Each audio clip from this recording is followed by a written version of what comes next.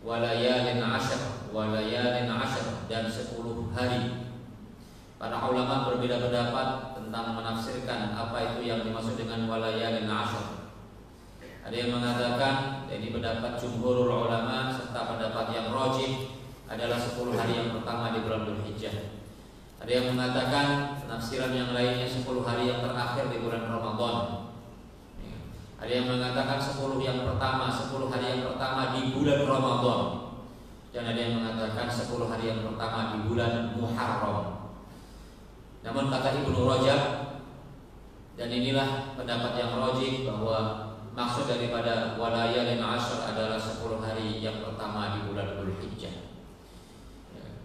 Karena kalau 10 hari yang terakhir di bulan Ramadan itu sangat erat kaitannya dengan Lailatul Qadar. Dan tidak ada pernyataan secara khusus tentang 10 hari, keutamaan 10 hari yang terakhir di bulan Ramadan kecuali tentang Lailatul Qadar. Kalau ini ada hadisnya di mana Rasulullah SAW mengatakan tidak ada 10 hari yang lebih utama dan lebih dicintai oleh Allah Subhanahu wa taala daripada 10 hari ini. Para sahabat kemudian bertanya, "Walal jihad ya Rasulullah?" Tidak termasuk jihad ya Rasulullah. Kata Rasulullah, jihad juga tidak bisa menandingi pahala amal soleh yang dilakukan oleh seorang manusia di 10 hari yang pertama di bulan Dzulhijjah ini. Jihad yang disebut oleh Rasulullah sebagai sanamul Islam, ajaran yang paling tinggi dalam ajaran Islam, tetapi pahalanya tidak bisa menyaingi amal soleh yang kita lakukan di 10 hari yang pertama di bulan Dzulhijjah ini. Kecuali kalau ada orang yang berjihad, berangkat berjihad dengan hartanya, dengan jiwanya, lalu dia pulang tinggal nama, artinya meninggal dunia dan tidak mendapatkan ghanimah sedikit pun. Itu baru bisa menyaingi pahala orang yang beramal soleh di hari-hari ini. Oleh karenanya, keutamaan hari ini menunjukkan bahwa kita harus melakukan sesuatu. Yang kita lakukan adalah nudha'ifu a'malana, melipat gandakan amal-amal kita.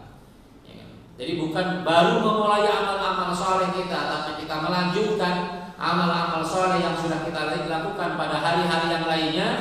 Dan dengan keberadaan kita berada di hari-hari ini, maka amal-amal soleh itu kita tingkatkan agar kita semakin mendapatkan pahala yang banyak dari Allah Subhanahu wa ta'ala. Kemudian yang kedua, kita juga tidak boleh lupa untuk menjadikan tanggal 9 Dzulhijjah sebagai hari untuk berpuasa. Karena kata Rasulullah bahwa puasa di hari Arafah di tanggal 9 Dzulhijjah ahtasibuhu an tukaffir as-sanah al-madiyah was-sanah al-qabilah, akan bisa mengampuni dosa setahun yang lalu dan setahun yang akan datang, yaitu ad-dunub as-shaghirah, dosa-dosa yang kecil. Dan juga satu lagi yang tidak boleh kita lupa, bahwa di tanggal 10-nya kita menyembelih kurban. Dan semangat berkorban itu sudah ada sinyal-sinyalnya sejak kita memasuki tanggal 1 dari bulan Dzulhijjah. Karena kata Rasulullah, idza dzafara al-'ashr, ketika sudah memasuki 10 hari yang pertama di bulan Dzulhijjah, maka barang siapa yang ingin berkorban, man arada an yudhhiya, siapa yang ingin berkorban, maka hendaknya dia tidak memotong rambutnya, tidak memotong kukunya. Sebagian ulama mengatakan, atau sebagian orang mengatakan tidak memotong kuku dan rambut. Ada yang mengatakan tidak memotong rambutnya binatang yang disembelih.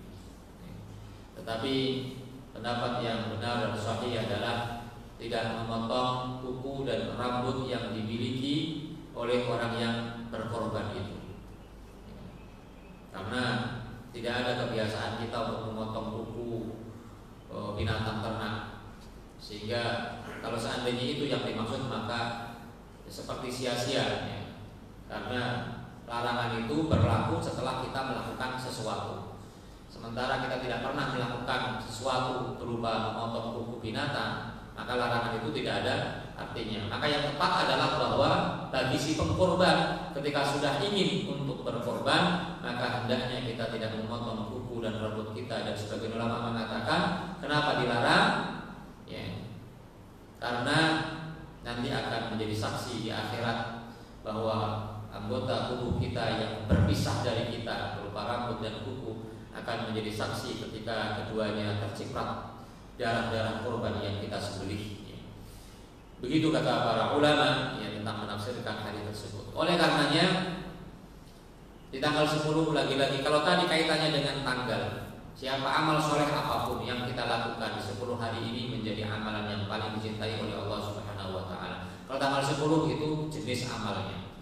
Kata Rasulullah, ma'amila adamiyun amalan. Tidak ada seorang anak Adam yang melakukan amal perbuatan yang lebih Allah cintai min ikraqid darah binatang. Oleh karenanya kita masih punya kesempatan untuk berniat, untuk berkeinginan berkorban. Panitia masih menerima korban. Kalau ada yang beralasan misalnya sekarang kondisinya sulit, kondisi saat ini memang sangat sulit. Tetapi perintah untuk melakukan amal soleh itu tidak hanya dalam kondisi senang. Karena ketika Allah Subhanahu wa taala mengatakan wa'iddat lil muttaqin, bahwa surga itu dipersiapkan untuk orang-orang yang bertakwa, maka Allah mengatakan alladzina yunfiquna fis sarra'i wad dharra, yaitu orang muttaqin adalah orang yang mau berinfak, orang yang mau bersedekah, orang yang mau mengeluarkan uangnya baik dalam kondisi senang maupun dalam kondisi susah. Dan ini kita berada dalam kondisi susah yang biasanya kita berada dalam kondisi senang. Ketika Allah Subhanahu wa taala memerintahkan kita untuk berjuang, maka yang diperintahkan untuk berjuang bukan hanya mereka-mereka yang senang saja, mereka-mereka yang susah, mereka-mereka yang ringan saja, tapi yang susah, yang berat, mereka pun juga diperintahkan oleh Allah untuk berjuang. Kata Allah, infiru khifafan wa thiqalan. Berangkatlah kamu berjuang baik dalam kondisi ringan maupun dalam kondisi berat. Dan sahabat ada yang kemudian menafsirkan hadis ini, ayat ini, bahwa kalau khifafan itu yang muda-muda, yang thiqalan itu adalah yang tua-tua. Nah, ini menunjukkan bahwa perintah yang diberikan oleh Allah Subhanahu wa taala kepada kita tidak hanya ketika kita berada dalam kondisi senang saja, tapi dalam kondisi susah pun hendaknya kita tetap melakukan amal soleh yang biasa kita lakukan. Karenanya kalau kita sering berwudu dalam kondisi muda, maka itu hal yang biasa. Tapi kalau kita berwudu, kata Rasulullah, kalau kita berwudu di waktu yang susah, namanya al-wudu adal makarih, maka kita akan menjadi atau melakukan amal mendapatkan pahala yang sangat besar di sisi Allah Subhanahu wa taala. Lalu para ulama mengatakan yang disebut dengan as-sa'ah, man wajada sa'atan wa lam yudhi fala yaqrabanna musallana. Siapa yang memiliki kemampuan lalu dia tidak berkorban, maka janganlah mendekat tempat sholat kami, artinya tempat sholat Idul Adha. Terlepas dari perselisihan para ulama tentang kesahihan hadits ini, maka para ulama mengatakan, termasuk Al-Imam Syafi'i mengatakan bahwa yang dimaksud dengan orang yang mampu berkorban sehingga dia mendapatkan perintah syariat berkorban adalah orang yang memiliki harta untuk bisa memberikan nafkah kepada dirinya dan nafkah kepada anak-anaknya dan semua orang yang dinafkahinya, mencukupi itu semuanya di hari itu, di hari 10 itu, dan memiliki kelebihan harta yang kelebihannya itu bisa digunakan untuk membeli seekor kambing, maka dia sudah dianggap sebagai orang yang mampu. Jadi tanggal 10 nanti kita lihat saldo kita di dompet kita dan di rekening kita. Kalau kok lebih dari 2,5 juta harga kambing, dia sudah mendapatkan perintah. Saya tidak mengatakan wajib, karena para ulama mengatakan ada perbedaan pendapat di antara para ulama antara wajib dan sunnah muakkadah. Jumhur ulama mengatakan sunnah muakkadah. Artinya dia sudah mendapatkan perintah, masuk dalam kategori yang disampaikan Nabi tadi, man wajada sa'atan tadi. Sehingga mari kita berlomba-lomba untuk berkorban, sehingga kita pada hari itu akan melakukan satu amal yang tidak ada amal dicintai dan lebih dicintai oleh Allah selain menumpahkan darah binatang ternak. Demikian sebagai muqaddimah dan memberikan peringatan, pengingat bagi kita semuanya agar kita memanfaatkan hari-hari ini dengan sebaik-baiknya. Kemudian kajian kita masuk dalam bab al-kabiratu as-sabi'ah, dosa besar yang ke-7. Ya. Jadi berarti sudah 7 bulan ini kita kajian ini. Dosa besar yang ke-7. Apa itu? Al-Imam Al-Zahabi menyebutkan aklu ar-riba, memakan harta riba. Memakan harta riba. Beliau menyebutkan salah satu firman Allah Subhanahu wa taala tentang ancaman bagi orang-orang yang memakan harta riba dalam firman-Nya, ya ayyuhalladzina amanu taqullaha wa dharu ma baqiya minar riba in kuntum mu'minin fa in lam taf'alu fa'dhanu biharbin minallahi wa rasulih. Suratul Baqarah 278 sampai 279. Wahai orang-orang yang beriman, bertakwalah kamu kepada Allah, takutlah kamu kepada Allah, dan wadaru, tinggalkanlah ma baqiya, yang tersisa minar riba, dari riba. Yang tersisa ini maksudnya adalah bahwa riba itu menjadi kebiasaan orang-orang jahiliyah. Ya. Pengharaman riba ini bertahap, ya. Bertahap, dan ini adalah tahapan yang terakhir, ya. Tahapan yang terakhir. Sehingga larangan-larangan yang sudah disampaikan sebelumnya mungkin masih ada yang tersisa. Masih ada sebagian kecil yang masih melakukannya. Maka ayat ini menegaskan tinggalkanlah riba secara sepenuhnya. Semuanya harus meninggalkan riba. Ya, tidak ada alasan-alasan yang lainnya untuk tetap bermuamalah dengan riba. Wa dharu ma baqiya minar riba. In kuntum mu'minin, jika kalian beriman. Jadi taruhannya itu iman. Jadi kalau kita masih belum bisa meninggalkan riba, ya kan, maka ada masalah dengan keimanan kita. Dan kenapa riba ini diharamkan betul oleh Allah Subhanahu wa taala? Karena di sana ada madlamatun linnas, ada kezaliman yang terjadi pada manusia, dan kezaliman adalah sesuatu yang sangat diharamkan oleh Allah Subhanahu wa taala. Inni haramtu adzulma ala nafsi, aku mengharamkan kezaliman pada diriku. Fala tadzalam, maka janganlah kalian saling berbuat zalim. Karena di antara maqasidus syariah, tujuan syariat ini diturunkan ke muka bumi, kemudian kita laksanakan ajaran-ajaran syariatnya, tujuannya adalah agar hilang kezaliman, agar sirna kezaliman. Ya. Tapi kalau ada yang masih ngeyel, fa in lam taf'alu, jika kalian masih ada yang melakukannya, melakukan ya riba, maka fa'dhanu biharbin minallahi wa rasulih. Beritahukanlah kepada mereka, umumkanlah kepada mereka bahwa mereka telah menantang Allah Subhanahu wa taala dan rasulnya. Ngajak perang, biharbin minallahi wa rasulih. Telah mengumandangkan perang kepada Allah dan rasulnya. Ini kan ancaman yang sangat luar biasa. Tidak ada satu dosa yang kalau dilakukan kemudian dianggap memerangi Allah dan rasulnya kecuali riba. Orang dilarang berzina, mencuri dan lain sebagainya, tapi tidak ada ancaman dari Allah dianggap sebagai orang yang melawan Allah dan rasulnya. Fa'adhanu biharbin minallahi wa rasulih. Ini ya, di dunia. Ya. Di akhirat Allah Subhanahu wa taala memberikan ancaman. Dalam surah Al-Baqarah ayat 275. Alladzina ya'kuluna riba la yaqumuna illa kama yaqumul ladzi yatakhabbathu asyaitanu minal mas. Mereka ini adalah orang-orang Yahudi. Jadi orang-orang Yahudi punya kebiasaan memakan harta riba. Sehingga kenapa ini menjadi perhatian bagi kita semuanya? Karena kita tidak boleh meniru apa yang dilakukan oleh orang-orang Yahudi. Mereka adalah orang-orang yang memakan harta riba, maka mereka nanti di akhirat tidak akan bangkit tidak akan berdiri kecuali mereka berdiri dalam keadaan yatakhabbatu syaitanu minal mas, seperti orang yang gila, seperti orang yang sinting.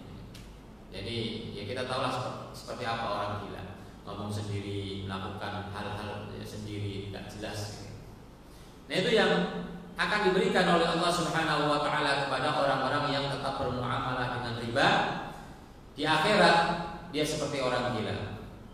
Lalu diancam lagi oleh Allah Subhanahu wa taala di akhir ayat tersebut, wa man 'ada, barang siapa yang kembali kepada riba, dia sudah berhenti riba, sudah meninggalkan riba, sudah mampu untuk melepaskan diri dari riba. Tapi ada kembali lagi kepada riba, padahal dia sudah tahu itu adalah tidak diperbolehkan, diancam oleh Allah, faulaika ashabun nar hum fiha khalidun. Mereka adalah penghuni neraka dan mereka berada di dalam neraka, khalidun, kekal di dalamnya.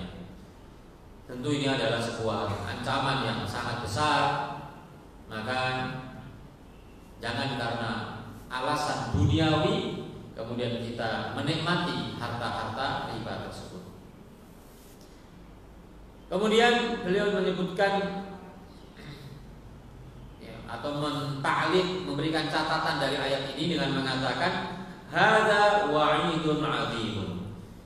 Ini adalah sebuah ancaman yang sangat besar. Ancamannya bil khuludi finnar, kekal di dalam neraka. Sebagaimana kaman nara liman 'ada ila riba ba'da al-mau'idhah, sebagaimana kita lihat orang yang kembali kepada riba setelah diberikan mau'idhah, diberikan peringatan. Fala haula wala quwwata illa billahil aliyyil azim, kata beliau. Kemudian beliau mencantumkan dalil hadis tentang haramnya riba, yaitu hadis Nabi yang sahih di mana Rasulullah menyebutkan 7 dosa besar. Disebut oleh Rasulullah dengan as-sab'u al-mubiqat, ijtanibu as-sab'al mubiqat, jauhilah 7 dosa yang merusak, yang menghancurkan, merusak diri kita, tatanan masyarakat, merusak amal ibadah kita, karena bisa jadi akan merusak dan mengurangi nilai daripada ibadah kita. Qalu wa ma hunna, apa itu 7 dosa yang merusak ya Rasulullah? Qala asyirku billah was-sihru wa qatlun nafsi allati harramallahu illa bil haqq wa aklu ar-riba. Di antara yang disebutkan dari 7 itu adalah aklu ar-riba, makan harta riba. Jadi 7 dosa ini semuanya menjadi dosa besar, maka semuanya kita bahas dan kita sampai pada memakan harta riba ini. Itu ancamannya, termasuk dimasukkan oleh Rasulullah dalam kategori as-sab'u al-mubiqat, dosa yang menghancurkan, karena akan menghancurkan tatanan masyarakat, tatanan ekonomi, tatanan ekonomi. Kemudian dalam hadis yang lainnya, hadis rawahu Muslim, diriwayatkan oleh Muslim at-Tirmidzi dengan sanad yang sahih, Rasulullah mengatakan la'anallahu akilar riba wa mukilahu wa syahidaihi wa katibahu. Allah melaknat artinya menjauhkan dari rahmat Allah Subhanahu wa taala. Melaknat siapa? Akilar riba, orang yang memakan harta riba, wa mukilahu, dan yang memberikan makan riba. Para ulama mengatakan yang dimaksud dengan akilar riba adalah orang yang mengambil riba, mengambil harta riba walaupun tidak dimakan. Kan ada orang yang mengambil harta riba tapi dipakai beli mobil, beli motor, bukan untuk dimakan. Kenapa di Quran dan di Sunnah menggunakan kata akal, makan? Karena mayoritas harta yang kita miliki itu ada harta yang kita sisihkan untuk makan. Tujuannya adalah untuk makan. Kalau ada kelebihan baru untuk yang lain-lain. Maka yang dipakai adalah memakan. Tapi yang dimaksud adalah mengambil harta riba, walaupun tidak dimakan tapi digunakan untuk yang lain-lainnya. Dan yang memberinya, jadi mukilahu, Para ulama mengatakan mu'tihi, yang memberikan riba. Walaupun kemudian para ulama berbeda pendapat. Ya. Berbeda pendapat. Apakah orang yang memberi ini termasuk yang dilaknat ataukah tidak? Kalau secara hadis yang sahih di sini ya dilaknat termasuk. Kenapa? Karena dia ta'awanu 'alal itsmi wal 'udwan, tolong menolong dalam keburukan dan dosa, dalam dosa dan permusuhan.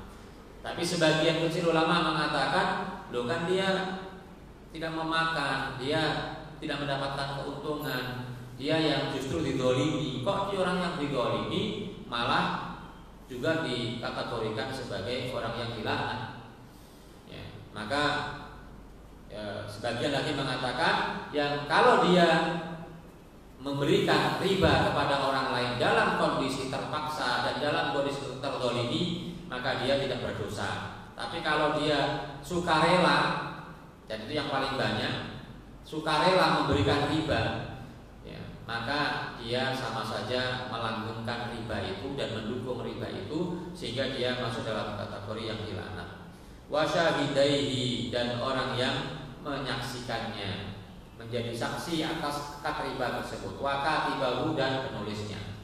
Jadi disebutkannya banyak orang yang terlibat dalam riba ini dan semuanya dilaknat oleh Allah, menunjukkan bahwa segala sesuatu yang ada kontribusi ya, kepada riba, ya, maka dia dilaknat oleh Allah Subhanahu wa taala. Kalau sudah dilaknat oleh Allah, maka kategorinya dosa besar. Karena di antara ciri dosa besar adalah semua dosa yang dilaknat oleh Allah itu adalah dosa besar.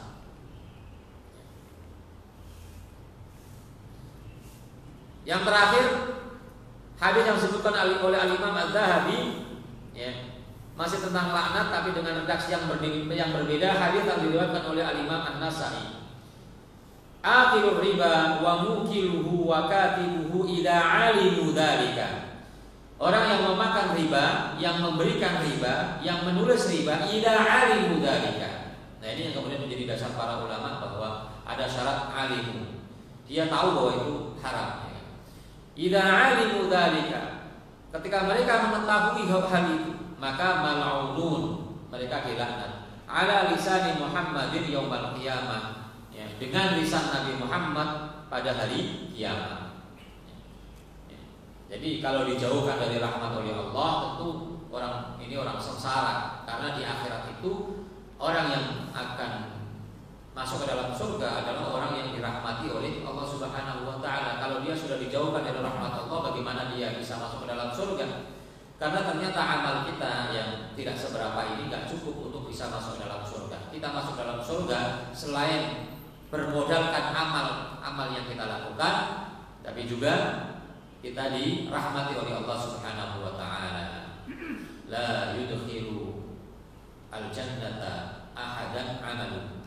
Tidak ada seseorang masuk ke dalam surga cukup dengan amalnya saja. Wala anta ya Rasulullah, dan termasuk kau ya Rasulullah, wala ana, tidak juga termasuk saya.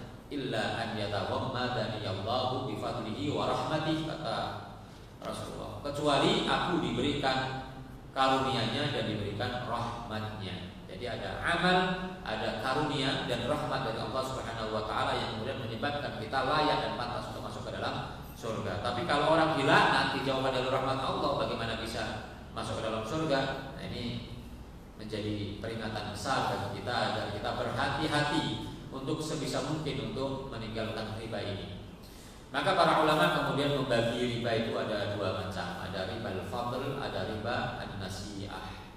Riba fadl adalah apabila ada dua jenis barang yang menjadi mata uang dan makanan pokok sebuah negeri yang ditukar menukar, yang ya, sama jenisnya, ya, tetapi ada kelebihan.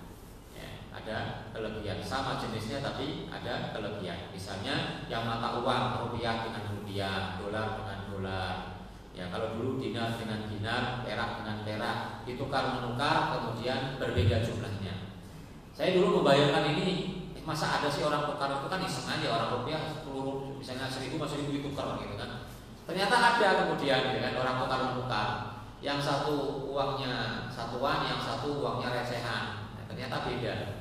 Ya kan kalau kita mau pas lebaran itu kan ada yang nawarin uang receh gitu kan. 100.000 cuma dikasih 90.000. Jadi kan beda itu di situ. Nah, itu yang dilarang, itulah riba, namanya riba al-fadl. Atau makanan pokok, beras dengan beras. Kalau dulu pohon dengan gandum dengan gandum, korma dengan korma ditukar, kemudian ada kelebihan, ada perbedaan jumlah atau kadar, maka itu yang menjadi dianggap sebagai riba. Maka kalau riba al-fadl satu jenis, maka dua syaratnya, harus sama dan cash. Tapi kalau beda jenis, misalnya rupiah dengan beras, maka syaratnya cuma satu kalau ingin halal. Ya, boleh berlebih, boleh beda, jumlahnya boleh beda. Misalnya rupiah dengan dolar, itu kan beda jenisnya. Boleh jumlahnya beda, tapi syaratnya satu, harus cash. Harus cash. Ya. Mithlan bimithlim, yadan biyadin. Jadi harus cash. Nah, yang kedua adalah riba an-nasi'ah. Riba yang menyebabkan bertambahnya modal roksul mal disebabkan karena waktu, Jadi waktunya berubah, kemudian uangnya menjadi berubah yang dipinjamkan itu. Orang yang meminjamkan uang 1 juta, kemudian dibayar dalam beberapa waktu, sebulan 2 bulan, kemudian berubah menjadi 1 juta lebih. Nah, kelebihannya itulah yang kemudian dianggap haram, itu namanya riba an-nasi'ah. Baik, saya kira ini sebagai tambahan tentang haramnya memakan harta riba. Ya. Oleh karenanya sebisa mungkin kita berusaha untuk menjauhi riba ini. Biarkanlah apa adanya, apa yang kita punya ya kita infakkan atau kita belanjakan, kita gunakan, ya, tanpa kemudian kita menjadi orang yang terlibat dalam riba. Ya. Sampai sini dulu. Saya berikan kesempatan bagi Bapak dan Ibu untuk bertanya. Silakan.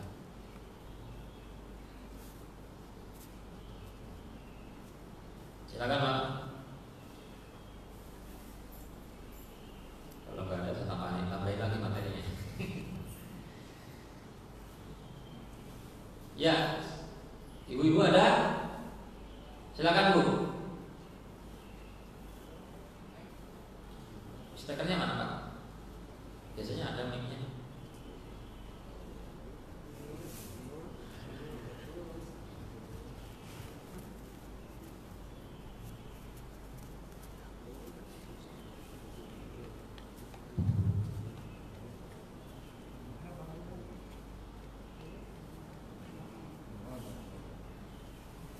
Assalamualaikum warahmatullahi wabarakatuh. Waalaikumsalam warahmatullahi wabarakatuh. Tadi saya sudah menyimak mengenai riba tadi, Ustaz. Yang ingin saya tanyakan adalah pada saat ini sedang marak sekali bahwa dalam keadaan COVID ini kita memesan makanan melalui Gojek. Adapun yang ingin saya tanyakan adalah ada pendapat bahwa kalau kita memesan makanan melalui Gojek itu maka termasuk haram. Mengenai penjelasannya seperti begini, Ustaz. Saya membeli makanan seharga Rp100.000. Kemudian Pak Gojek ini membeli makanan Rp100 itu, dia boleh memakai uangnya sebanyak Rp85. Sedangkan yang Rp85, sedangkan yang Rp15.000 itu adalah milik dia. Kalau menurut pendapat saya adalah yang 15 itu adalah sebagai upah ataupun mungkin untuk pembeli bensinnya dia. Konsumen tetap membayar 100, tetapi Pak Gojek membayar hanya Rp85.000 kepada pembeli makanan tersebut. Yang saya bingungkan bagaimana hukumnya begini, Ustaz. Terima kasih. Wassalamualaikum warahmatullahi wabarakatuh. Waalaikumsalam warahmatullahi wabarakatuh. Ya, itu tadi hukumnya udah dijelasin. Ya, kalau niatnya pinjam kemudian dinaikkan harga pinjamannya atau apa namanya besaran pinjamannya itu yang disebut dengan riba.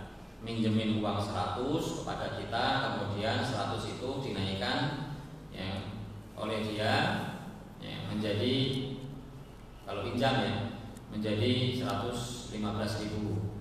Nah, 15.000 nya adalah riba itu kalau dinaikkan. Ya. Kemudian akadnya itu kan bukan untuk dinaikkan, akadnya itu kan bukan si Gojek ini kan tidak menaikkan harga itu dari uang 100.000 itu, tapi ada biaya, karena biaya mengantarkan, biaya mengantarkan. Di situ ada jasa. Jadi ada jasa. Sebenarnya kalau seperti itu ya tidak hanya Gojek aja, semua jasa pengiriman juga ada biaya jasa. Nah, jadi kelebihannya itu bukan penambahan dari utang, tapi penambahan dari jasa yang kita pakai.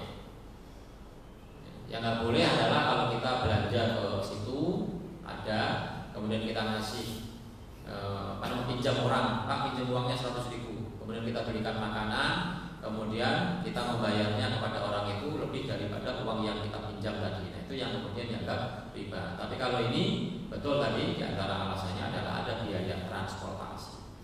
Nah, tentu ya ada lebih. Ini kan berlaku apa saja. Kita mau beli meja, beli kursi ya kan, dari tempat yang lainnya kepada kita itu kan ada biaya transportasi. Ya kan?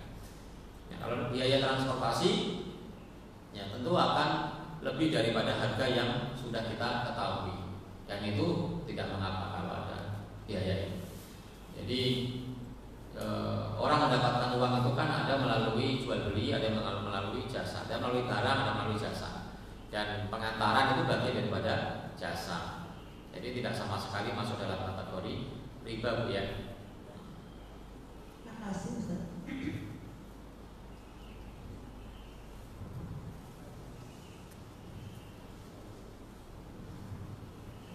Ada lagi, Pak?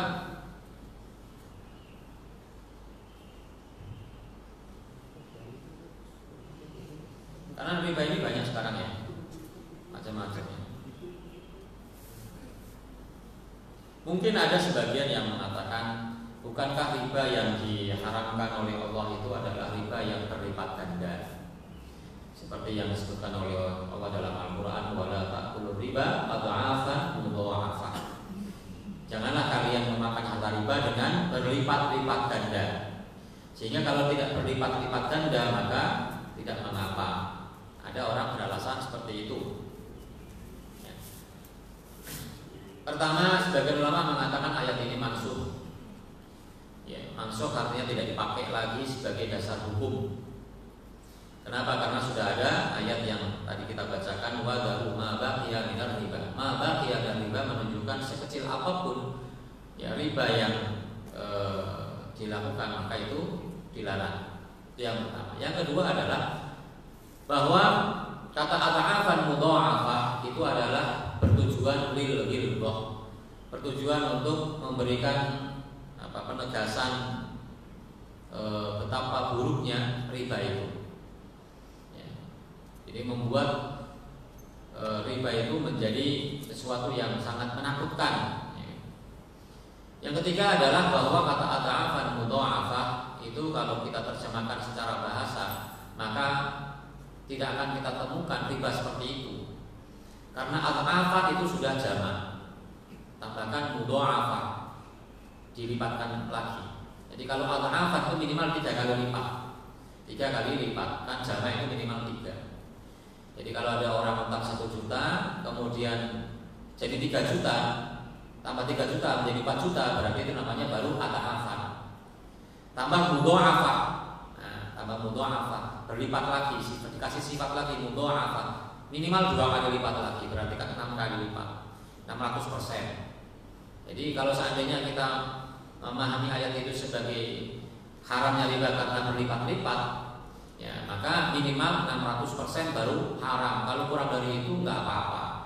Cuman kalau ini yang dipahami berarti kan tidak akan pernah ada riba. Padahal riba yang dilakukan oleh orang-orang jahiliyah itu nggak ada yang sampai segitu, tapi diharapkan oleh Allah Subhanahu Wa Taala. Karenanya Rasulullah mengatakan awwala riban adha'uhu riba ammiya al-Abbas. Riba yang pertama kali aku harus lepaskan, aku harus suruh pamanku untuk meninggalkan adalah riba yang dilakukan oleh pamanku, yaitu Abbas. Abbas itu dulu orang kaya dan suka melakukan riba. Itu sebelum riba diharamkan. Tapi setelah riba diharamkan, maka para kaum muslimin kemudian meninggalkan riba itu. Ya. Assalamualaikum warahmatullahi wabarakatuh. Ustaz. Ya, silakan. Assalamualaikum. Ya, mohon maaf bapak-bapak, ibu-ibu, barangkali yang sudah paham nanti di atas pertanyaan saya, mohon maaf. Misalnya begini Ustaz, saya pinjam uang 1.000 sama Pak Dani. Nah, Pak Dani ini menjanjikan kamu 1 minggu harus 1.200 ya. Itu yang tidak boleh Ustaz. Di akad itu tidak ada perjanjian itu Ustaz. Ya sudah, Pak Dani ini saya pinjemin, tapi 1 minggu ya. Nah begitu 1 minggu Ustaz, saya balikin uang 1.000 itu, tapi saya ditambahkan 200 Ustaz.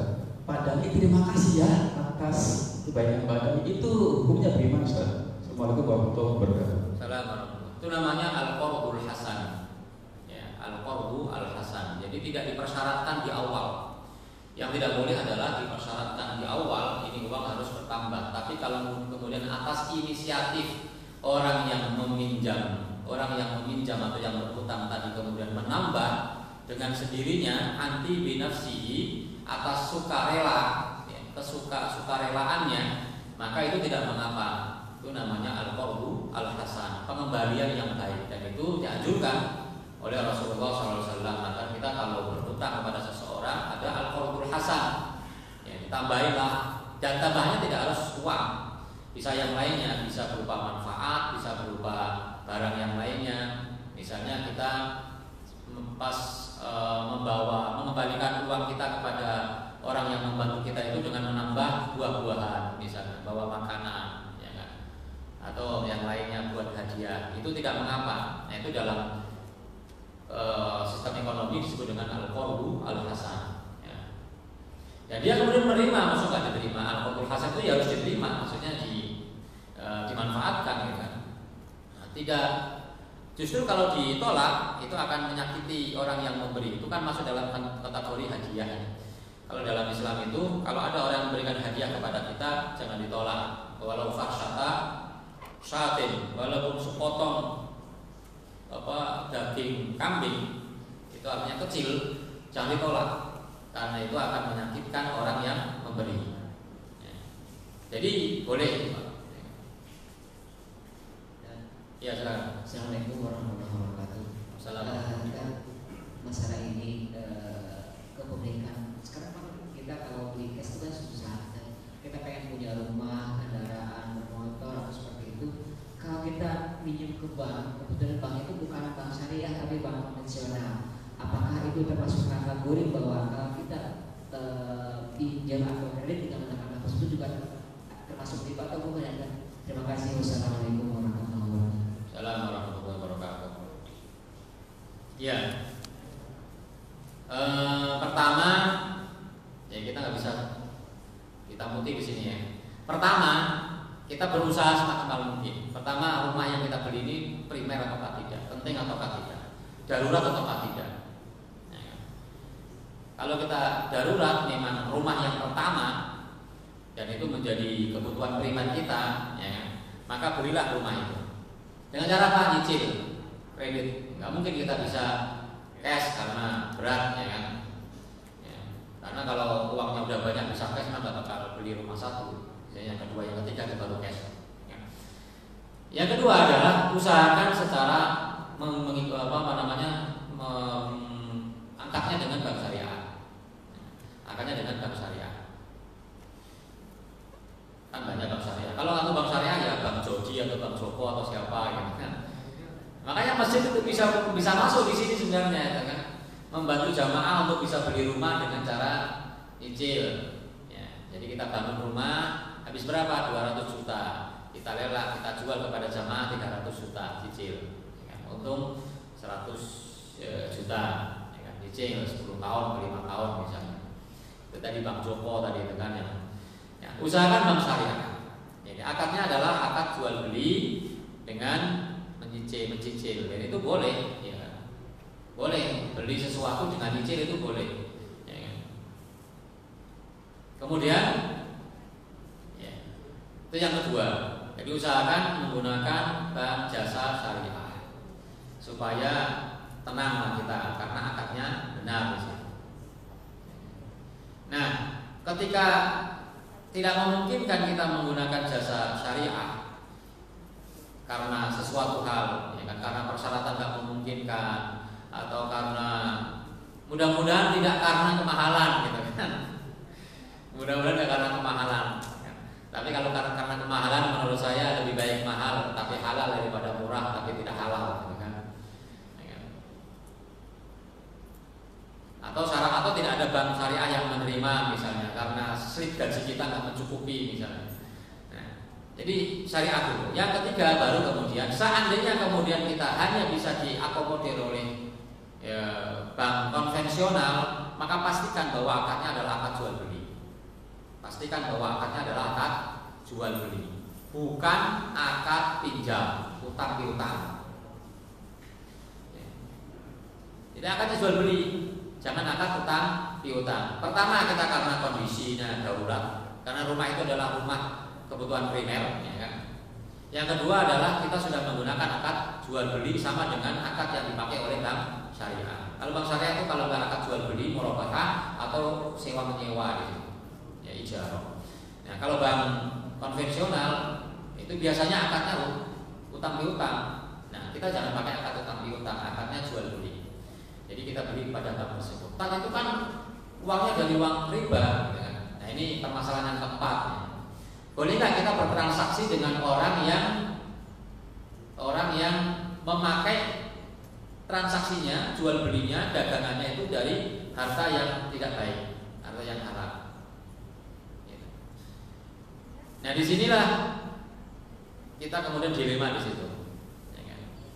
Tetapi kalau kemudian kita kiaskan dengan yang lain-lainnya, ternyata ketika kita jual beli tidak pernah kita menanyakan apakah harta yang digunakan oleh si penjual itu halal atau haram. Kita misalnya beli motor, pernah nggak kita tanya, Pak, Bapak ini jual motor ini uangnya dari mana? Jangan-jangan Bapak korupsi, terus dagang, atau Bapak pinjam dari bank ya? Jadi kita kalau beli apapun misalnya, beli baju, beli apapun, kan kita nggak pernah tanya pada si penjual, ya kan?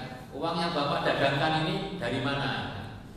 Jadi bisa jadi kita selama ini telah bertransaksi dengan banyak orang, di mana orang itu sebenarnya harta yang digunakan untuk berdagang adalah bukan harta yang baik atau bukan harta yang orang-orang yang halal, tapi harta yang haram. Tapi di situ karena syariat ini memudahkan, kita tidak diberikan beban untuk menanyakan dan memastikan bahwa harta yang dipakai untuk berdagang itu adalah harta yang haram.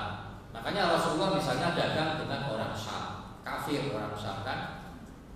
Karena Rasulullah dagang bawa dagangan dari Mekah ke Syam. Nah, orang-orang Syam itu banyak kan orang Yahudi. Orang Yahudi itu hobinya riba. Tapi Rasulullah dagang dengan orang Yahudi tadi. Berarti tidak pernah kemudian para sahabat atau Nabi kemudian menanyakan itu dagangannya duitnya dari mana. Jadi dari dasar itu kemudian ya bank itu ya terserah uangnya dari mana, yang penting kita akadnya jual beli dengan dia. Kita sebagai penjual misalnya, ada orang beli beras sama kita misalnya, kan kita nggak pernah tanya, Pak beras kamu beli beras sama saya uangnya dari mana? Mencuri ya? Nggak pernah juga kita tanya.